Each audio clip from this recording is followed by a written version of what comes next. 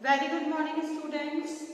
Today's topic is formation of council of ministers. देखिए हम continue चले जा रहे हैं, हमको चैप्टर जल्दी से कंप्लीट करना है। आई होप बहुत सारे लेक्चर्स हो गए हैं, बट आई होप कि जितने भी लेक्चर हुए हैं वो आपको सब समझ में आए होंगे। ठीक है, बात करते हैं काउंसिल ऑफ मिनिस्टर के फॉर्मेशन की। ठीक है, सबसे पहले हमें जरूरी है कि जिसको बनाने की बात हम कर रहे हैं वो क्या है, हमें वो पता होना चाहिए। मीन्स की formation of council of minister हम समझने जा रहे हैं, तो उसके लिए पहले काउंसिल ऑफ मिनिस्टर क्या है हमें वो समझना जरूरी है। मेरी प्रीवियस वीडियो के अंदर मैंने काउंसिल ऑफ मिनिस्टर का जिक्र किया है और उसे समझाया भी है, लेकिन फिर से मैं यहाँ पर एक बार आपको बता देती हूँ। काउंसिल ऑफ मिनिस्टर मतलब आप ये कह सकते हैं कि मिनिस्टर्स के ग्रुप को क्या कहा जाता है, काउंसिल ऑफ मिनिस्टर। देखिए, काउंसिल ऑफ मिनिस्टर के अंदर डिफरेंट लेवल्स पे मिनिस्ट्री होती है, डिफरेंट लेवल्स पे मिनिस्टर्स होते हैं, उनको सबको इकट्ठा क्या बोला जाता है, काउंसिल ऑफ मिनिस्टर कहा जाता है। देखिए मैं आपको समझाती हूँ, इसको एक एग्जाम्पल दूंगी मैं फैमिली का, मैंने प्रीवियस वीडियो में भी लिया हुआ है, आप चाहें तो उसे भी देख सकते हैं। उसके बाद आपको ये एकदम अच्छे से क्लियर हो जाएगा। सुनिए, देखिए जैसे ये है, ये पूरा कहलाएगा council of minister, council of minister. अब इसमें क्या क्या आ जाएगा, क्या क्या आ जाएगा, पहली स्टेट आ जाएगी कैबिनेट। देखिए सबसे हाईएस्ट मिनिस्ट्री होती है कैबिनेट, सेकंड लेवल पे होती है स्टेट और थर्ड लेवल पे होती है डेप्यूटी, है ना। अब सुनिए, कॉन्स्टिट्यूशन में तो हमें सिर्फ कैबिनेट की ही बोला हुआ है, कॉन्स्टिट्यूशन के हिसाब से प्रोविजन सिर्फ कैबिनेट का ही है, लेकिन अगर इसको लगता है कैबिनेट में जरूरत लगती है तो स्टेट मिनिस्ट्री भी क्या होता है, एग्जिस्टेंस में लाई जाती है। ठीक है, और अगर स्टेट को हेल्प चाहिए होती है तो उसकी हेल्प के लिए डेप्यूटी मिनिस्ट्री भी एग्जिस्टेंस में लाई जाती है। इट मींस प्रोविजन सिर्फ कैबिनेट का है, लेकिन आपकी जरूरत के हिसाब से स्टेट और डेप्यूटी भी हो सकती है। तो ये तीनों लेवल जब मिलते हैं तो ये काउंसिल ऑफ मिनिस्टर, सारे मिनिस्टर्स जब मिलेंगे, ग्रुप ऑफ मिनिस्टर को हम क्या कह सकते हैं, काउंसिल ऑफ मिनिस्टर कह सकते हैं। Is it clear? ठीक है, आपकी बहुत सारी बुक के अंदर काउंसिल ऑफ मिनिस्टर में बार बार नहीं लिख के पूरा शॉर्ट में लिख रही हूँ, काउंसिल ऑफ मिनिस्टर। ठीक है, मैं इसको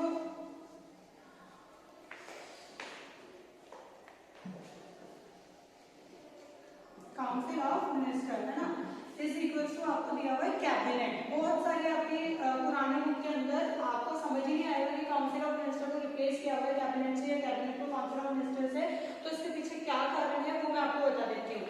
एक एग्जाम्पल ले लेते हैं छोटा सा, उससे आपको फिर वो लिंक आपको समझ में आ जाएगा, उससे लिंक कर देंगे। तो ठीक है, जैसे पूरी फैमिली है, देखो फैमिली कब कहलाती है, जिसके अंदर ग्रैंड पेरेंट्स भी है, ठीक है, पेरेंट्स भी हैं और चिल्ड्रन भी हैं। Is it clear? ठीक है, लेकिन एक बात बताइए, ये कहलाती है पूरी फैमिली, समझ में आ गया?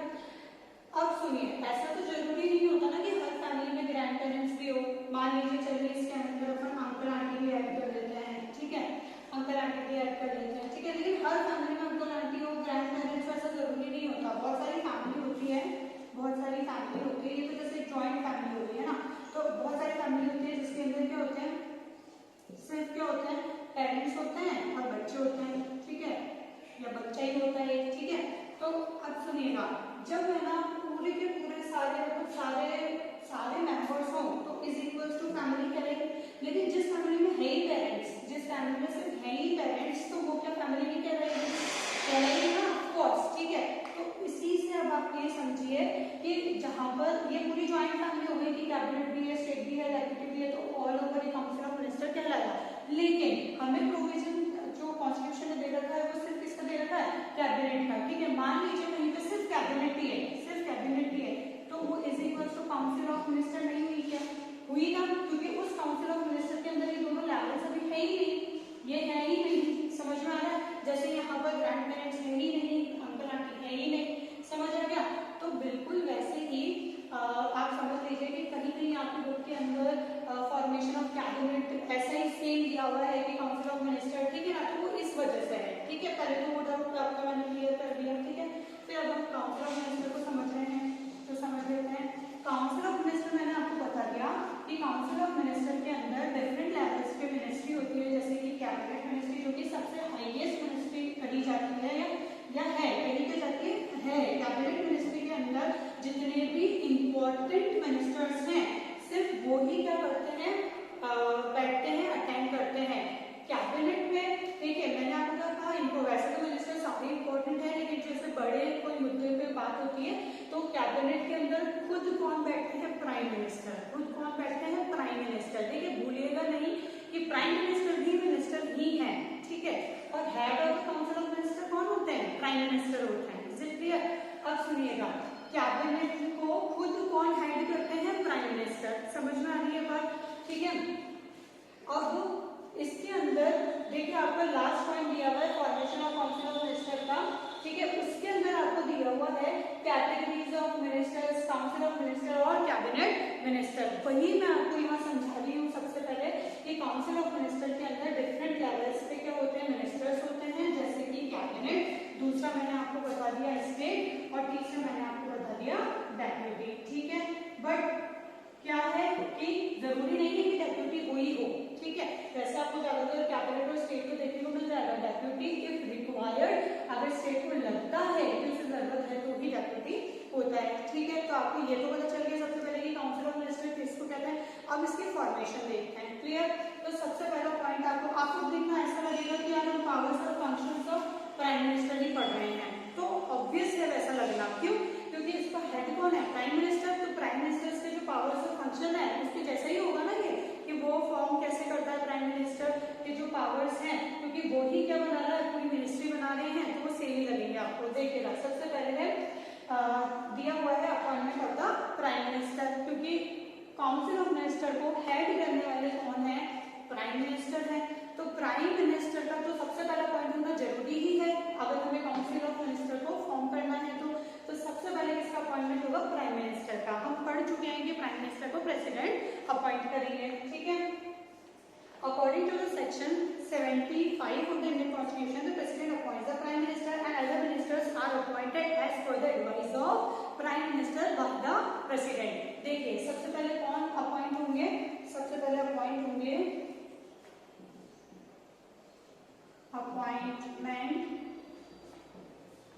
अपॉइंटमेंट ऑफ प्राइम मिनिस्टर, ठीक है। अब इनकी एडवाइस पर अदर मिनिस्टर्स क्या होंगे,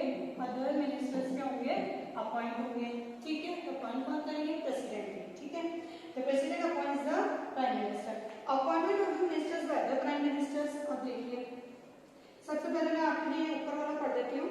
And other ministers are appointed as per the advice given by the Prime Minister according to the Constitution. ये लाइन मैंने आपके लिए पढ़ दी। Second, appointment of the ministers by the Prime Minister in context to the appointment of the ministers. The Constitution provides that the President appoints the ministers on the basis of the advice given by the Prime Minister, but in practice the President is bound to act. देखिए वैसे तो ये दोनों point मैंने first point में ही cover कर लिया है। अगर हम इन्हें तोड़ करके बात करते हैं तो बात ऐसी होगी कि appointment of the prime minister by the president, ठीक है। और सेकंड पॉइंट क्या है, अदर मिनिस्टर्स का अपॉइंटमेंट कैसे होगा, जो मैं यहाँ बता चुकी हूँ।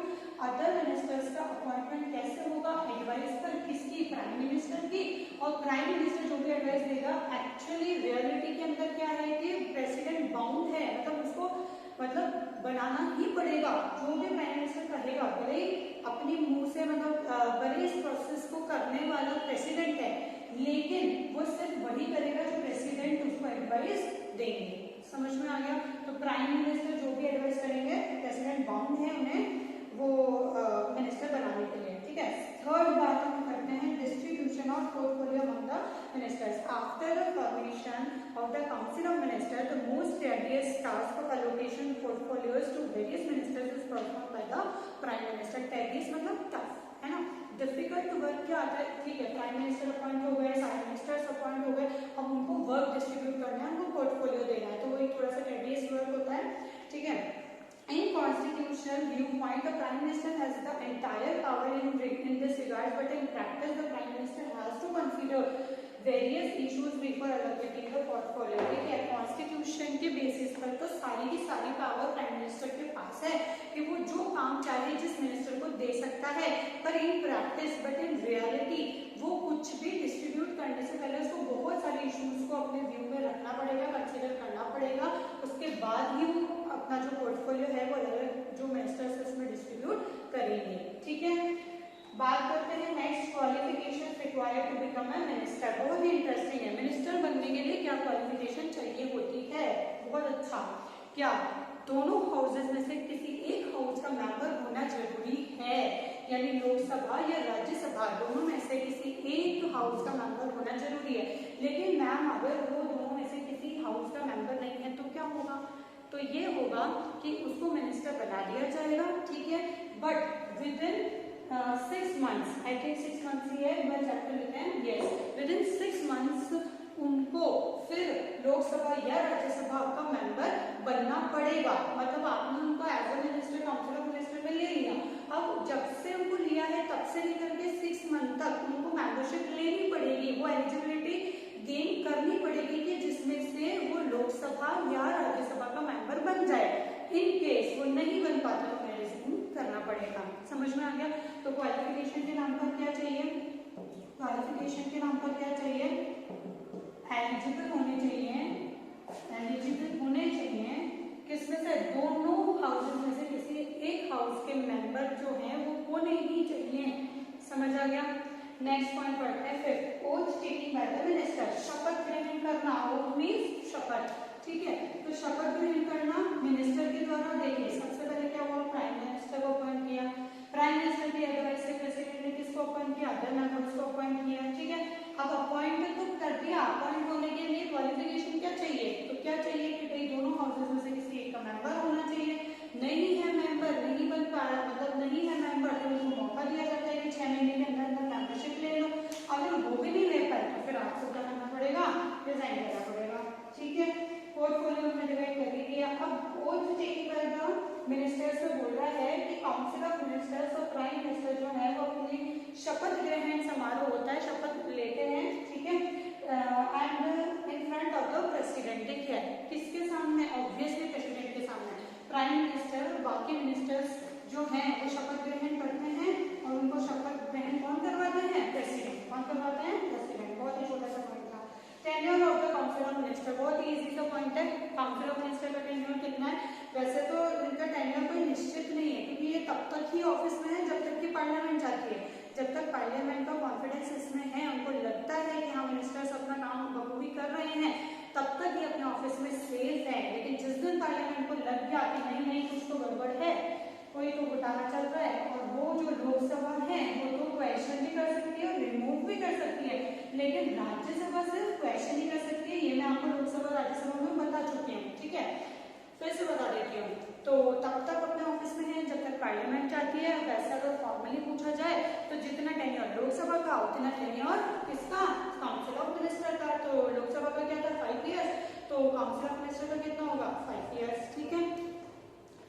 बात करते हैं सैलरीज एंड अलाउंसेस की। तो सैलरी और अलाउंसेस कौन डिसाइड करता है, काउंसिल ऑफ मिनिस्टर का, फिर से पार्लियामेंट। कौन डिसाइड करती है, पार्लियामेंट। तो एक फिक्स सैलरी मिलती है इनको, प्लस इनको थोड़े बहुत अलाउंसेस मिलते हैं, कुछ कन्वीनियंस के लिए मिलता है, ठीक है। यही सब इसके अंदर गिवन है कि प्राइम मिनिस्टर्स और जो भी मिनिस्टर हैं उनकी अलाउंसेस और सैलरी पार्लियामेंट देखती है, ठीक है। These are determined by the parliament from time to time. Apart from this, these members are entitled to free housing. इनको free housing मतलब हाउस रिंबर्समेंट या फिर हाउस रेंट मिल जाता है, अलाउंसेस, ठीक है, वो है, व्हीकल का मिल जाता है, फैसिलिटीज मिल जाती है, ठीक है। उसके बाद कैटेगरीज ऑफ मिनिस्टर, जहां से मैंने शुरू किया, categories of minister, cabinet, state और डेप्यूटी, ठीक है। फिर से मैं पढ़ देती हूँ आपके लिए, काउंसिल ऑफ मिनिस्टर और कैबिनेट मिनिस्टर। देखिए हर जगह काउंसिल ऑफ मिनिस्टर और कैबिनेट मिनिस्टर आ रहा है, तो मैंने इसीलिए आपको दोनों में बता दिया कि क्यों इसमें और या तो ये ऐसा क्यों चल रहा है, क्योंकि जरूरी नहीं है कि फैमिली में अंकल आंटी और ग्रैंड पेरेंट्स हो, ठीक है। तो ओनली अगर कैबिनेट ही है तो council of minister is equal to council of minister हो गई, ठीक है। State minister and deputy minister, the highest category of ministry. अगर आपसे क्वेश्चन पूछ लिया जाए कि हाईएस्ट मिनिस्टर की जो कैटेगरी है वो कौन सी होती है, तो कौन सी होती है, कैबिनेट। सेकंड वाली कौन सी होती है, which forms the supreme unit of administration in A parliamentary form of government. क्योंकि हमारे यहाँ पार्लियामेंट्री फॉर्म ऑफ गवर्नमेंट है तो ये जो लेवल्स हैं, which forms the supreme unit of administration, तो सुप्रीम लेवल ऑफ एडमिनिस्ट्रेशन अगर काउंसिल ऑफ मिनिस्टर में पूछा जाए तो क्या है, कैबिनेट है, ठीक है। उसके बाद cabinet members are heads of one or more departments. और हाँ, कैबिनेट के जो मिनिस्टर होते हैं वो एक और एक से ज्यादा डिपार्टमेंट के हेड भी हो सकते हैं, इसमें कोई प्रॉब्लम नहीं है। State ministers who are placed in between the cabinet minister and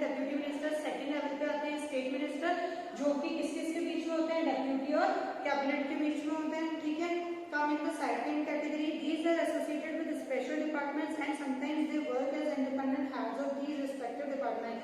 They are associated with special department. ये special department से associate होते हैं और sometimes they work as independent और कुछ समय पे ये independently भी काम करते हैं. The Prime Minister calls these ministers to participate in such meeting in which issues associated. देखिए, प्राइम मिनिस्टर इनको कॉल अपॉन करते हैं. अगर प्राइम मिनिस्टर को लगता है कि कोई ऐसा इशू चल रहा है जिसके अंदर स्टेट मिनिस्ट्री का होना है, स्टेट मिनिस्टर्स का होना जरूरी है, सिर्फ तभी वो उनको कॉल अपॉन करते हैं और उनको मीटिंग अटेंड करने के लिए बोलते हैं, अदरवाइज उनकी कोई जरूरत नहीं होती. The prime minister call these ministers to participate in such meeting in which issues associated with their respective department are being discussed. ठीक है, ऑब्वियस है ना. जैसे मान लो कि जैसे एक एग्जांपल दे देती हूँ कि जैसे भी टीचर्स की मीटिंग है, ठीक है ना, तो कैबिनेट हाईएस्ट मिनिस्ट्री हो गई टीचर्स वाली मीटिंग. ठीक है, कैबिनेट मिनिस्ट्री मान लीजिए उसको. ठीक है, सेकेंड लेवल पे मॉनिटर्स की मीटिंग वो हो गई स्टेट. ठीक है, अगर टीचर को जरूरत लगती है कि अपने नीचे एक और मिनिस्ट्री होनी चाहिए तो उन्होंने मॉनिटर्स की एक मिनिस्ट्री बना दी. ठीक है, और थर्ड लेवल पे हो गई बाकी स्टूडेंट्स की मिनिस्ट्री. Is it clear? अब मान लीजिए कि कोई ऐसा इशू चल रहा है जो कोई पर्टिकुलर क्लास से रिलेटेड है. मान लीजिए क्लास 10 की है तो 10 का इशू मान लीजिए, है ना. तो क्लास 10 से रिलेटेड कोई इशू चल रहा है, सारे टीचर्स डिस्कस कर रहे हैं और उनको लगता है कि नहीं, अगर ये मुद्दा 10th का है तो हमें 10th के मॉनिटर को इसमें इन्वॉल्व करना चाहिए, तो उनको बुला लिया जाएगा. ठीक है, तो जब जरूरत है उनके डिपार्टमेंट की तो ही उन्हें बुलाया जाएगा. ठीक है, तो third category of deputy minister is placed below the state minister. बता चुकी हूँ. थर्ड कैटेगरी डेप्यूटी ये किसके नीचे आते हैं? स्टेट के नीचे, और जरूरत पड़ने पर ही आते हैं. ठीक है, थैंक यू. आपको समझ में आया होगा आई होप. देखिए, अभी हमने काउंसिल ऑफ मिनिस्टर पढ़ा, अभी नेक्स्ट हम क्या पढ़ेंगे? कैबिनेट पढ़ेंगे. आई होप आप कंफ्यूज नहीं होंगे. काउंसिल ऑफ मिनिस्टर में सब आ जाते हैं, कैबिनेट, स्टेट डेप्यूटी. अगर इन केस स्टेट डेप्यूटी नहीं है तो सिर्फ कैबिनेट ही आ जाएगी. अगर है ना, अब नेक्स्ट हम पढ़ेंगे फॉर्मेशन ऑफ कैबिनेट. ठीक है, कि कैबिनेट का फॉर्मेशन कैसा है, ये पावर्स क्या है कैबिनेट की. बहुत इंटरेस्टिंग चैप्टर है, बहुत अच्छे से समझिएगा. देखिए, अगर ये चैप्टर आपने ढंग से समझ लिया तो आपको स्टेट गवर्नमेंट समझने में इतनी सी भी प्रॉब्लम नहीं होगी. दोनों चैप्टर्स एकदम सेम है. उधर प्राइम मिनिस्टर है, इधर चीफ मिनिस्टर है, उधर प्रेसिडेंट है, इधर गवर्नर है. सेम वैसा ही चल रहा है. वो की वही पार्लियामेंट्री फॉर्म है. उधर दो हाउसेस कौन से? लोकसभा, राज्यसभा. उधर किधर? सेंट्रल गवर्नमेंट, है ना. और इधर स्टेट गवर्नमेंट में कौन से हैं? एक तो लेजिस्लेटिव असेंबली और एक लेजिस्लेटिव काउंसिल. ठीक है, ये चैप्टर बहुत ढंग से समझ लीजिए. फिर जो स्टेट गवर्नमेंट चैप्टर है वो तो एकदम फ्री का चैप्टर हो जाएगा आपके लिए. फिर जब आप स्टेट गवर्नमेंट सेल्स भी पढ़ेंगे ना तो आपको ऐसा लगेगा, अरे मुझे तो ऐसा लग रहा है कि मैं सेंट्रल गवर्नमेंट ही पढ़ रहा हूँ. सिर्फ नाम चेंज है, काम होके वही है पूरे. क्योंकि ऑफकोर्स सी बात है ना, वही सरकार है जो सेंट्रल लेवल पे चल रही है और सेम वैसे सरकार स्टेट लेवल पे चल रही है. समझ में आ रहा है? तो दोनों में इतना ज्यादा फर्क नहीं है. थोड़ा बहुत चेंजेस तो होंगे लेकिन इतना ज्यादा चेंज नहीं है. आप दोनों चैप्टर्स को मैं तो बोलूंगी जैसे लोकसभा राज्यसभा पढ़ी ना हमने डिफरेंशिएट करते हुए टेबल बना करके, अगर आप दोनों चैप्टर्स को ऐसे रख के पढ़ेंगे ना, इधर सेंट्रल और इधर स्टेट, तो आपको ऐसा लगेगा मैं सेम ही पढ़ रहा हूँ, बस नाम ही चेंज है. तो ट्राई कीजिएगा उसको सेल्फ पढ़ने का. ठीक है, थैंक यू.